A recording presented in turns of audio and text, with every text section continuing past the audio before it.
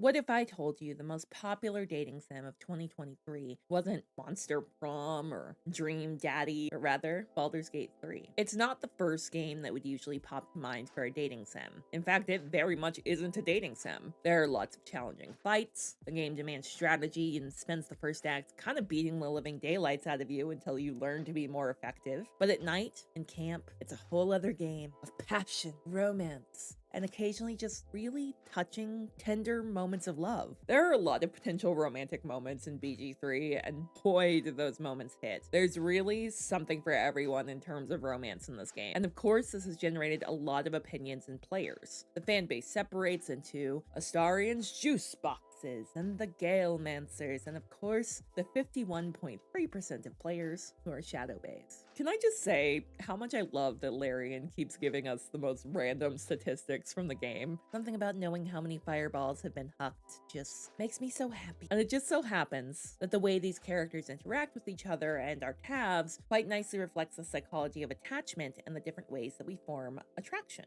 And you know, it's Valentine's Day, so of course I had to make a video about this for V-Day, right? So without further ado, let's get into the science of romance. Love, romance, attraction.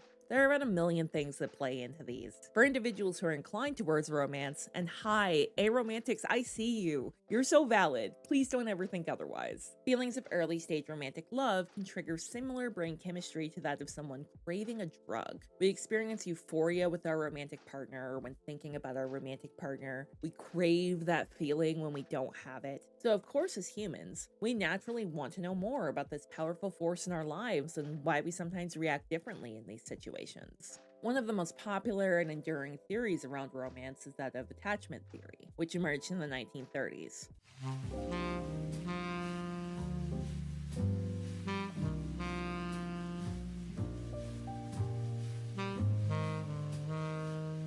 This was a very different age of psychology for sure. A lot of the seminal or classic resources that we have today didn't exist, and much of the work available to be referenced was that of Freud and other leading psychoanalytic thinkers, many of whom were students of Freud and similar men. This did introduce some definite bias to the way that folks were thinking about attachment and psychology in general. Enter John Bowlby and Mary Ainsworth, two child psychologists seeking to understand why children sometimes behave differently when removed from the company of their attachment figure, generally a parent. Hi, I'm Dr. John Bowlby. I'm currently working as a child psychiatrist at a school for maladjusted children.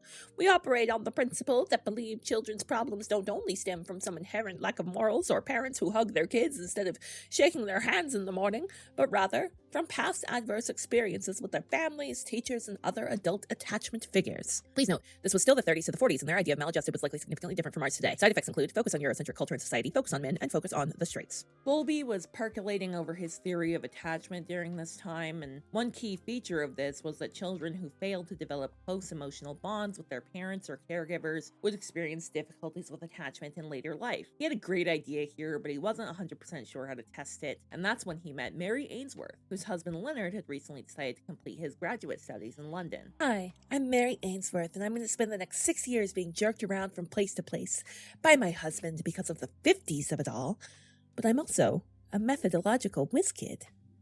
Ainsworth was fascinated by the work being done in Tavistock, and Bowlby found her input on the methods of the study equally so. In many ways, their intellectual partnership was what Bowlby had been waiting for, and it remained so for some time as Mary went from London to Uganda to Baltimore with her husband. And Mary continued to conduct work that specifically focused on the effects of early parental attachment on children. After divorcing from her husband in 1960, she settled in Baltimore at Johns Hopkins University, where she developed her strange situation assessment in order to measure the reactions of kids separated from their parents. In this test, a child would be left alone in a room for a small period of time while the researchers observed. They would then bring the parent in, observe, have a stranger enter the room, observe, have the parent leave the room, observe, have the parent return, observe. You get the picture. And Mary noticed the babies reacted a certain way and was able to categorize those ways into 4 different groups. Babies that became upset when their parents left, and were comforted by their return. Babies who would become very upset when their parent left and would be difficult to comfort upon their return. Babies who would barely react or not react at all when their parent left or returned. And babies who had more erratic or incoherent reactions to their parent leaving or returning. But, you might say, this is all about parent-child relationships. How did attachment styles become something that we associate with love? Hold your horses, we're getting there.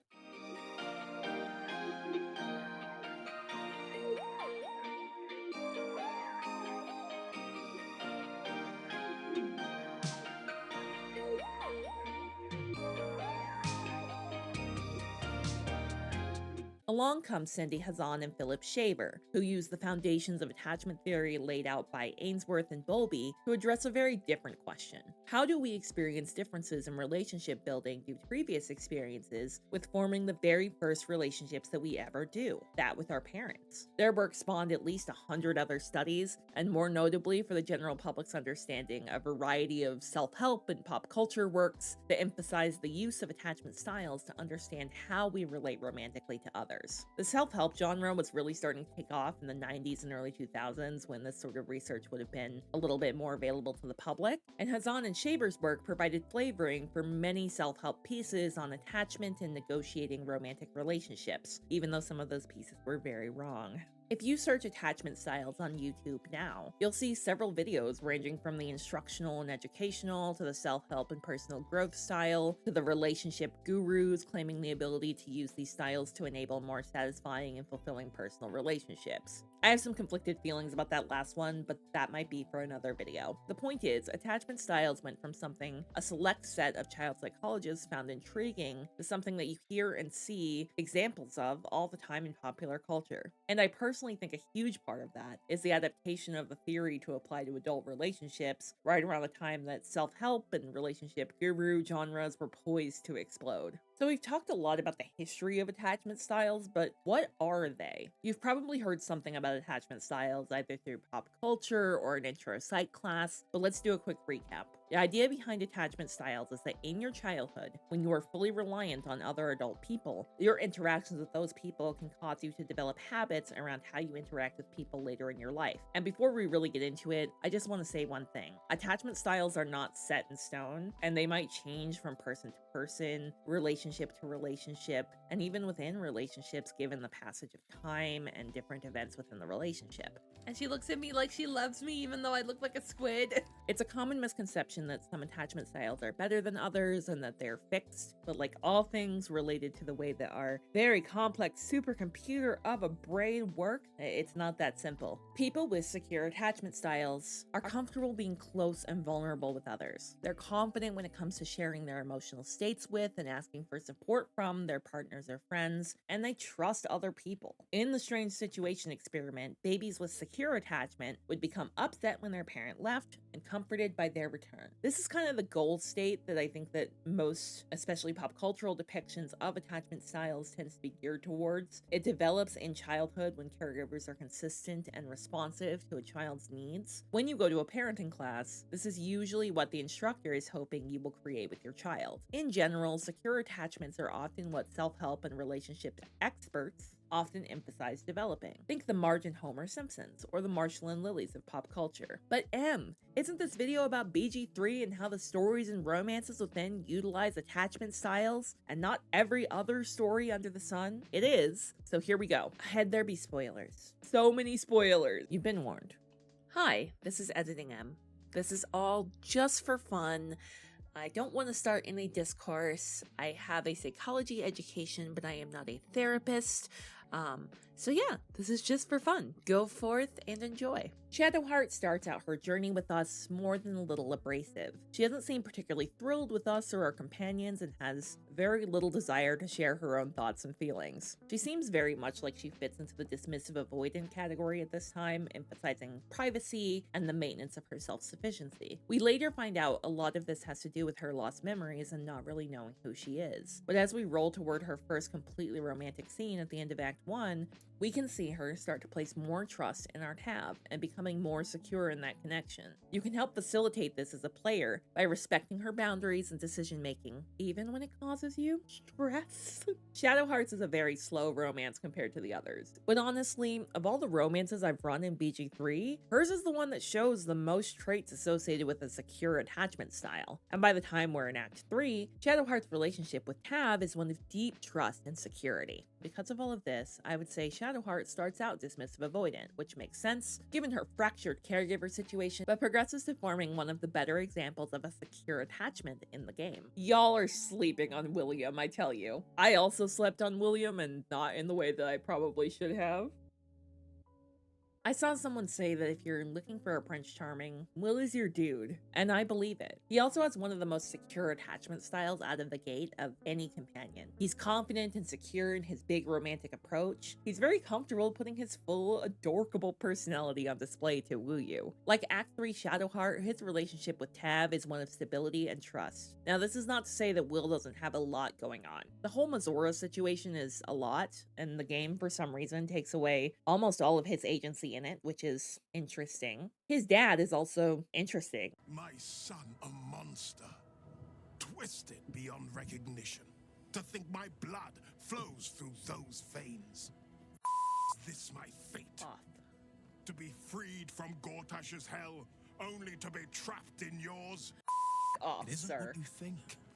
It never was. And I don't know that he had the upbringing generally associated with a secure attachment style, but that's probably too much for this video. People with a dismissive avoidant attachment style do the exact opposite of what we just talked about. They tend to avoid emotional closeness with others and value almost everything else above close relationships. In the strange situation, these were the babies who didn't react at all when their parents left the room, as if they were used to being abandoned. We're talking the Mr. Darcys, the Sherlock Holmeses, the Tony Starks. They struggle to form deep connections with others and emphasize independence and self-sufficiency over relationships, which is not necessarily a bad thing, it's just a little bit out of balance here. Being independent and self-sufficient is something that is going to help you have better relationships in general. This attachment style forms in response to caregivers who are consistently unresponsive or intrusive, which leads them to develop extreme self-reliance. Oh, Lae'zel. Yeah, what can I say? BG3's Angie fighter is very clear when she's interested in you, and very much a girly who is open about her desires in the bedroom. We love that for her. The first act of her romance is a sexy one, where it's heavily implied the next morning that you, used your tongue a lot? Gith train relentlessly. We know our bodies inside and out. Oh. Do you now?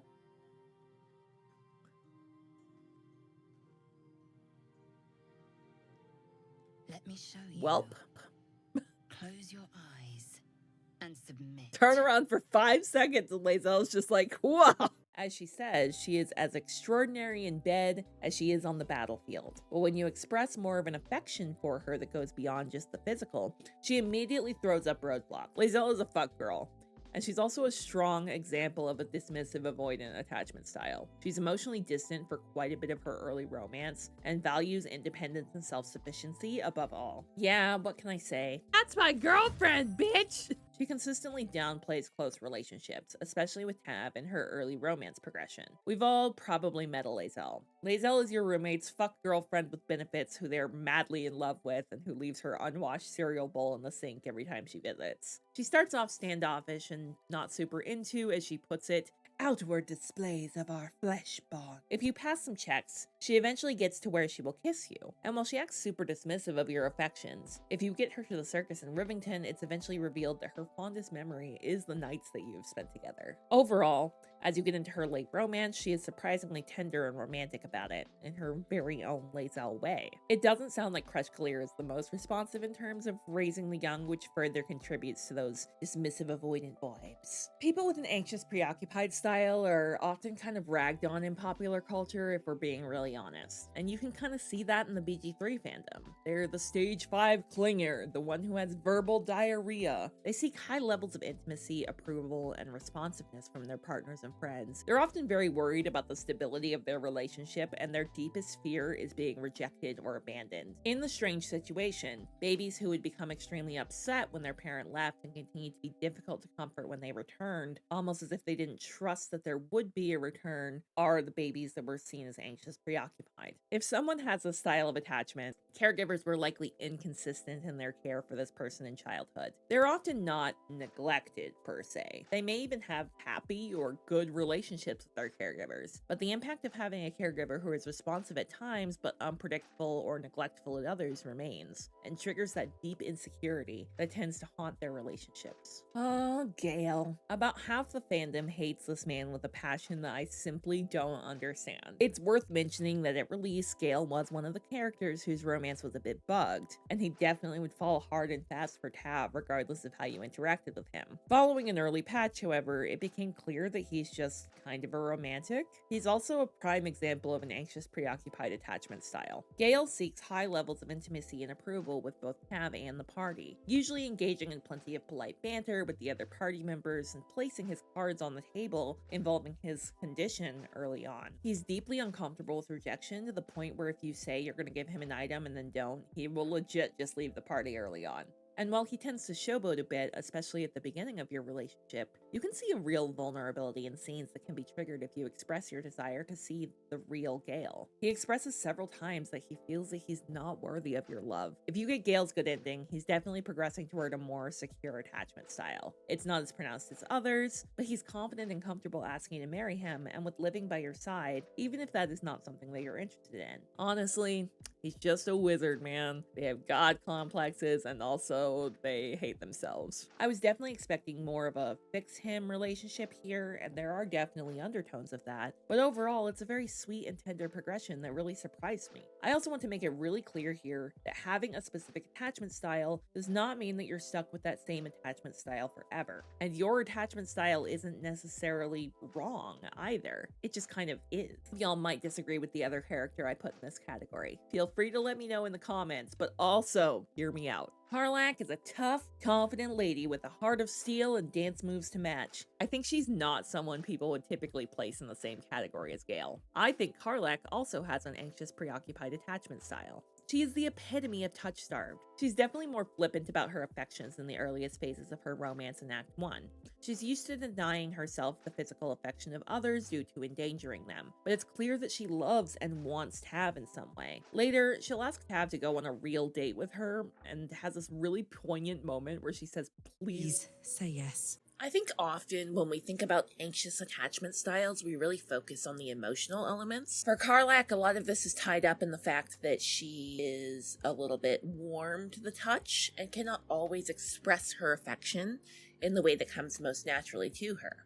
This also leads her to have what we call an ambivalence toward intimacy. She loves it, she needs it, but for much of her Act 1 and 2 romance, she does not feel comfortable expressing or requesting physical intimacy for many obvious reasons. She does balance this out with being pretty comfortable with emotional intimacy, but given that physical intimacy seems to be the primary way that she expresses affection, there is still a tension there. People with a fearful, avoidant attachment style tend to have a combination of anxious and avoidant tendencies. If you worked in childcare or had kids in your life in any way in 2013, you've met the queen of fearful avoidant attachment, Elsa. They have a deep desire for close and intimate relationships, but they're afraid of rejection, abandonment, or hurting others. In the strange situation, these are the babies who would have odd and erratic reactions to a parent leaving the room. Overall, they struggle with intimacy and trust, and this usually comes out of being cared for in childhood by people who were abusive or highly unpredictable or absent. This leads to a sense of confusion and fear in relationships. Think mixed signals to the max. Take the signals, throw them in a blender, mix them up, and toss them out there. And that brings us to the character that all of you juice boxes have been waiting for. My name's Astarion.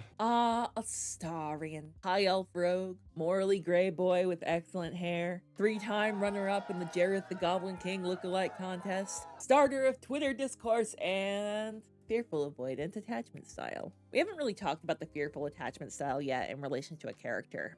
And boy is Astarion a doozy, especially in his early romance. He really strongly typifies this style of attachment. When you see this style portrayed in media, it often contains a strong, I can fix them vibe. And Astarion is no different. He starts the game as a pretty tragic figure, with difficulty trusting and opening up to others. There are times when you can poke at his reticence and prompt some disclosure on his part, but overall, his projection of confidence despite his negative view of himself and others is pretty uniform in early parts of his romance, which is, of course, part of his plan. He also has an interesting desire for closeness that wars with his fear of intimacy, which is really what puts him firmly in the fearful avoidant category for me. He's one of those whose romances progress quickly and physically at first, seeking that closeness in the only way that he knows, and with no small amount of ulterior motive. However, as your relationship with him progresses, he starts to tread toward a more secure attachment style, if you pursue his good ending, that is. If you pursue his evil ending, to me, it feels like a doubling down on his fearful avoidance style. Knowing his experiences with Cazador as an authority figure, this makes sense. Fearful avoidance attachment flourishes where a caretaker or authority figure is highly unpredictable and potentially abusive, and for Astarion, it is Cazador that fills this role. The companions' romance arcs in BG3 offer a really diverse portrayal of attachment styles. I think it's important to reiterate that these styles are not fixed and one is not inherently better or worse than the other. Rather, they simply are, and they can be helpful things to know about yourselves or others. I'd also like to say, this is just for fun. I am not a psychologist, I'm not a certified therapist, so I can't really, diagnose people or anything like that. I just think this is a really fun framework for the examination of characters and romances. Understanding attachment styles can provide us with valuable insights into our own behaviors and preferences in romantic relationships, and by exploring them, we can gain a deeper understanding of ourselves and our partners, ultimately leading to more fulfilling and satisfying relationships of any kind. And we can see examples of that in Baldur's Gate 3. I keep coming back to Shadowheart because hers is the one that really sticks out to me, and it's the one that I am the most familiar with firsthand in terms of the runs that I've done. And it's a strong example of how your attachment style can shift and change with time. Have you ever observed a change in your own or someone else's attachment style, real or fictional? If so, let's chat in the comments. I'm really interested in having these conversations. I also know that this did not include every romanceable character, and some of you are probably pulling at me and being like, where is my drow Donnie Mommy Queen of Snark? And if you're interested in seeing that video, go ahead and click that little subscribe button. Of course, don't hesitate to chime off in the comments and tell me if there are specific things you would like to see me talk about in future videos. Be kind to yourselves, be kind to others, and I will see you next time. Mwah!